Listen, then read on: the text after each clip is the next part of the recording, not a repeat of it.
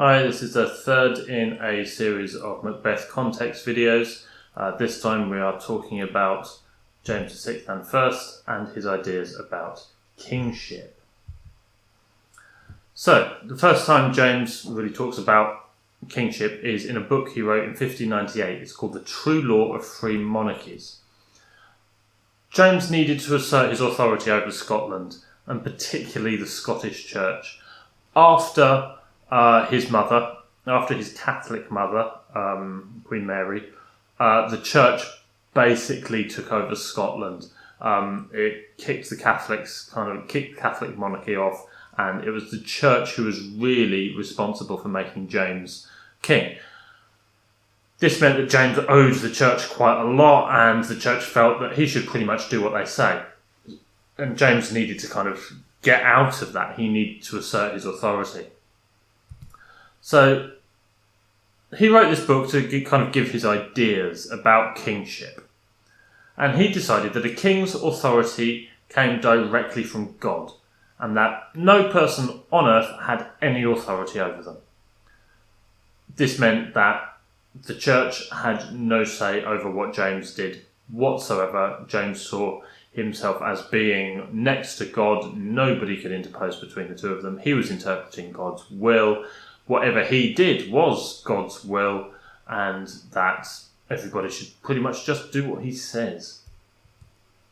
He called this the divine right of kings.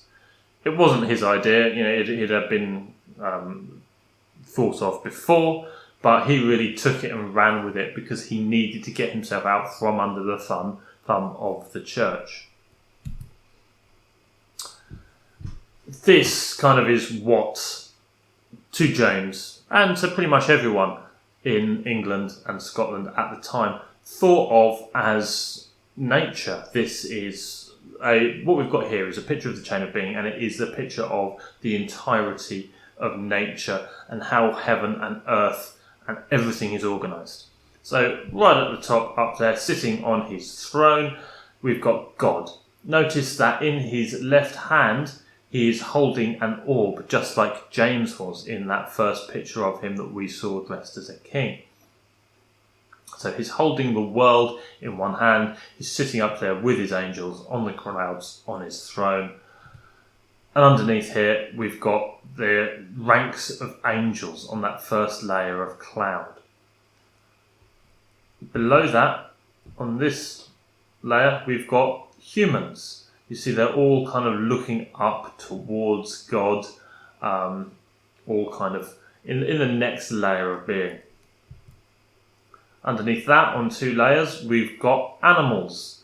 First up, we've got the animals of the land on the first layer there. So we've got birds, and then we've got things that walk, and underneath that, we've got fish in the sea.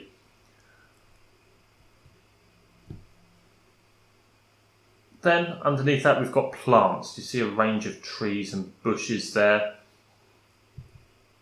Under that, we've got underneath the ground, which is rocks and minerals and inanimate, non-living things. And right at the bottom, we've got Lucifer and hell. You see all the demons there in the flames. In the centre, you've got Satan sitting on a rock. And down the right-hand side of this picture, you can see angels falling from heaven down into hell. So this doesn't just show a diagram of the entire world, it's also a history of how the world came to be. So within this hierarchy of the chain of being, there are multiple other hierarchies. So for humans, the hierarchy, or the social order, the amount of power in an individual's hand, looks like this. Right at the top, sitting at the top, closest to God, we've got the king. Underneath the king, there's the nobles. The nobles are those born into the aristocracy, into money, into wealth and power and well-known families. They normally had titles like dukes, barons, earls, or in Scotland, thanes. And then beneath the nobles were the gentry. These were wealthy landowners, these people who didn't have to work for a living because they own enough land that people work for them and they take a cut of everything that's sold from their land. So they pretty much don't have to do anything. They just sit back and let the money roll in. They've got an easy life, and they've got quite a lot of power because they've got quite a lot of money.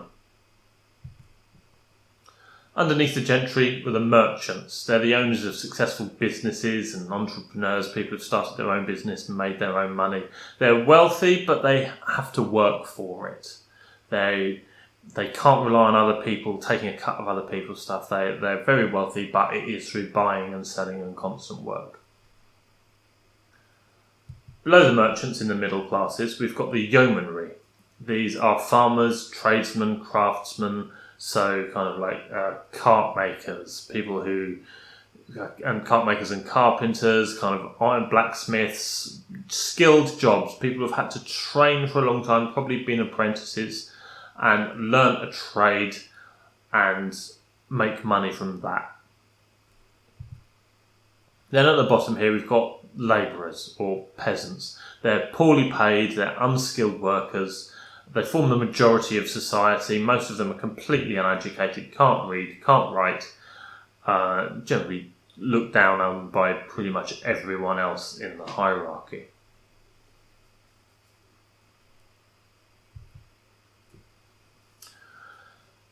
Later on, a few years later, James wrote another book called The Basilicon Doron, 1599. A few years earlier, he'd had a son, his first son, Henry. And James was kind of paranoid. He knew there was a fair chance that he wouldn't be around to see his son grow into a man. He wouldn't be able to give his son the education that he had, mainly because James's parents weren't there. They'd been killed. So he thought, well, if that happens to me, I need to leave something to my son to teach him how to be a king. So he wrote this book for him. And Basilicon Doron means kingly gift. It is a gift for a future king. And it sets out James's idea of what the perfect king should be. So if anything happens to James, the young Henry could read this book and understand exactly what was expected of him as king. It's divided into a couple of parts. Part 1 is all about the king's duty towards God as a Christian. So the king needs to both love and fear God. His power comes from God, so he needs to love God, but also fear that power.